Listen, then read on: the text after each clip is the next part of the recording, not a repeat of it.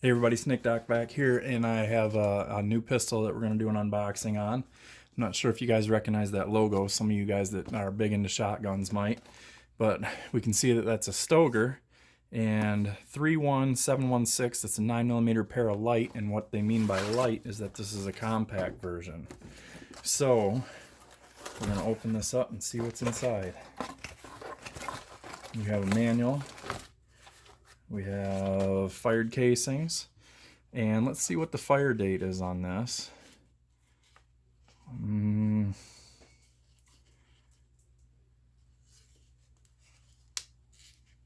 9/1/2014, and we can see it's interesting here that this says Benelli, USA, in Maryland, is who did the test firing.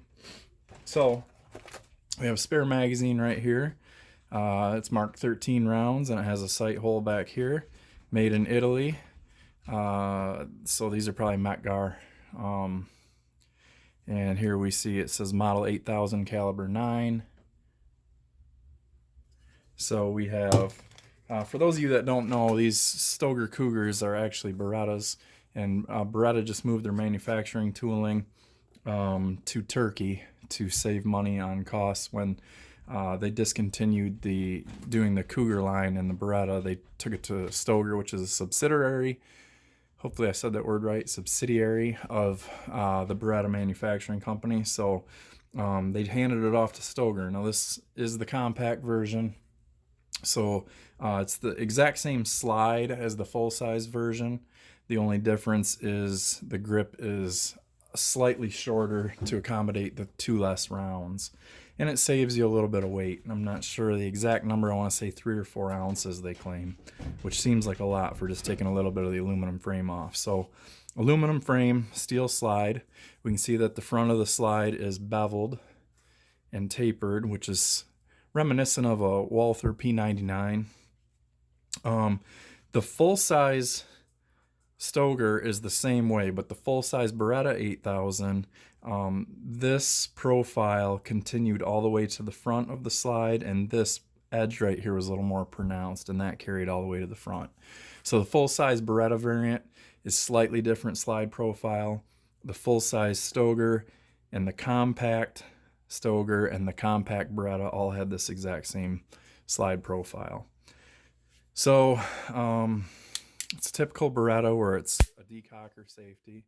It does not snap back up, but this is much easier. All you do on these is punch the detent out and the little spring behind the detent ball. It's the same way on a PX4. So if you saw my video where I did it on a PX4, it's the same thing on these.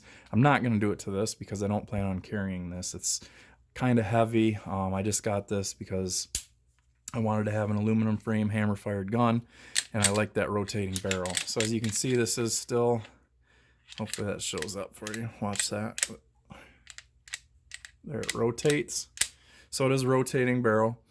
The PX4 is basically the polymer frame version of this pistol. So this came out first, and then when they went away from this in the early 2000s, they switched it to the PX4. So let's take a look at, here's the second magazine.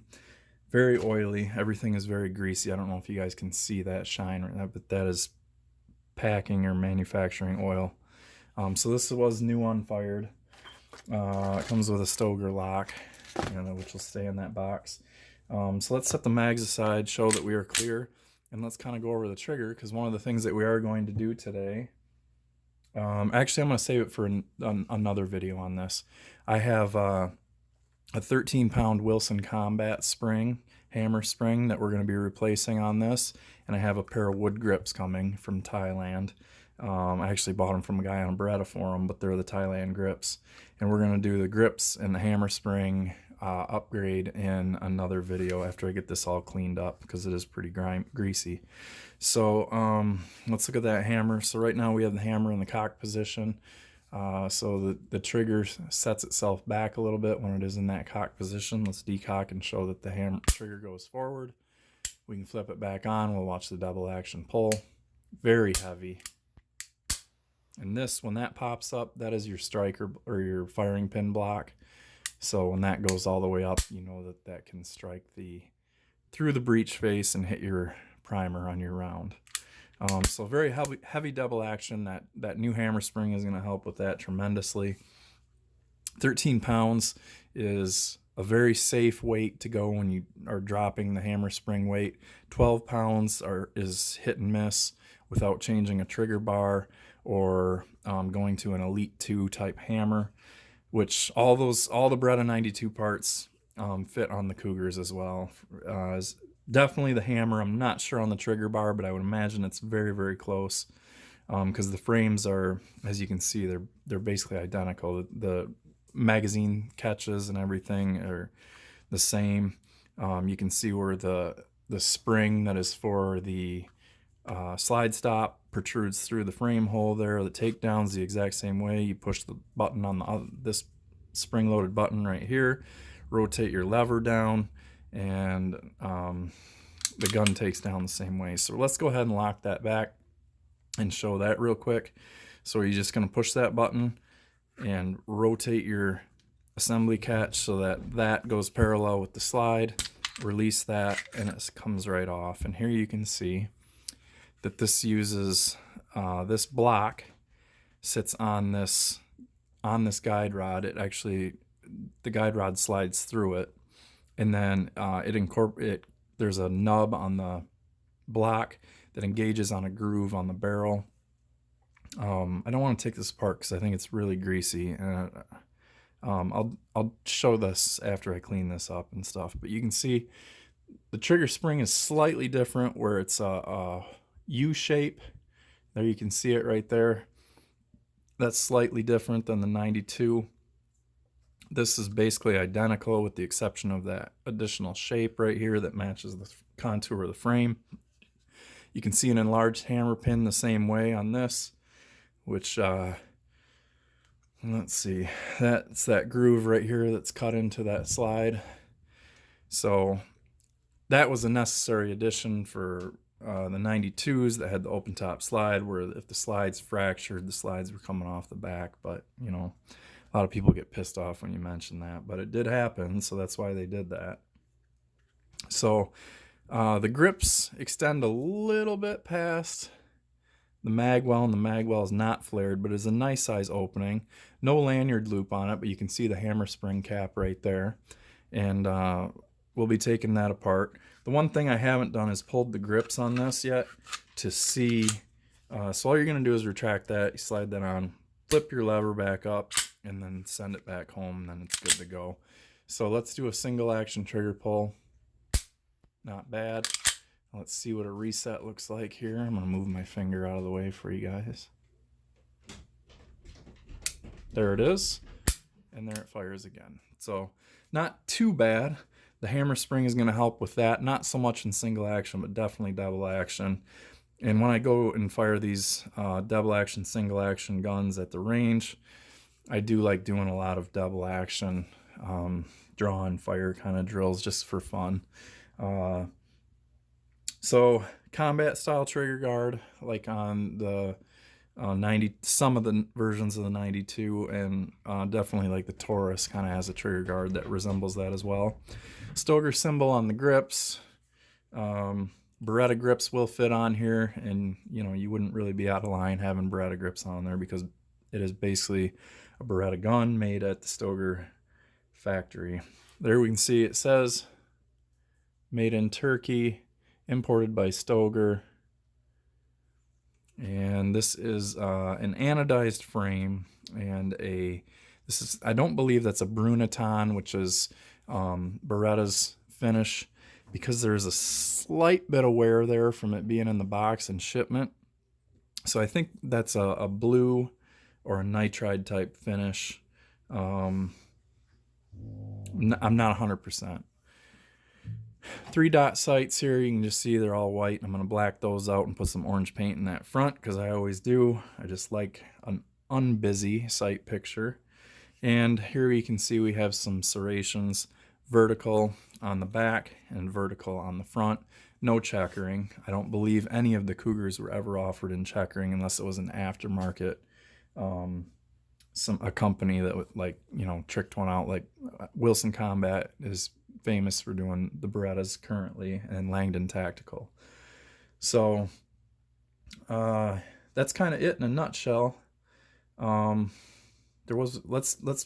pull the scale over here and let's do a weight. Let me set this box down, pull the magazine up here.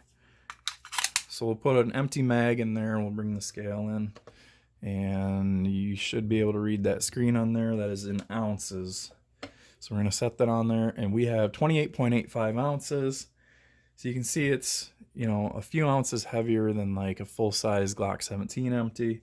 I believe the full-size version of this is like 30.4 or 31.4 it might be. So you can see there's a little bit of difference in that additional part that would be here if you had the 15-round magazines. Beretta magazines, Beretta 92 magazines will fit. This catch is a little bit higher than it is on a 92. A 92 has a catch right here. So I have a 92 magazine on the way to me right now. When that gets here, I'm going to do a Dremel cut on there and make it work in here. It'll be a 15 round, so it will stick down probably somewhere in that range, would be my guess. And so that'll just, you know, it'll just give me a third magazine for range time. So let's pull the caliper out over here and kind of do a width on it and show you guys some dimensions, and then we'll wrap it up. So this will be in inches. I'm not going to do metric. So at the main part of the slide, you can see we're at 1.05. Let's go to the controls. So we'll go to the widest part of the controls, and we're at 1.49. So that is at your widest. Let's go to the rear of the slide, 1.12. And then let's do a grip width. And we have 1.22. 1.22 on the grip width.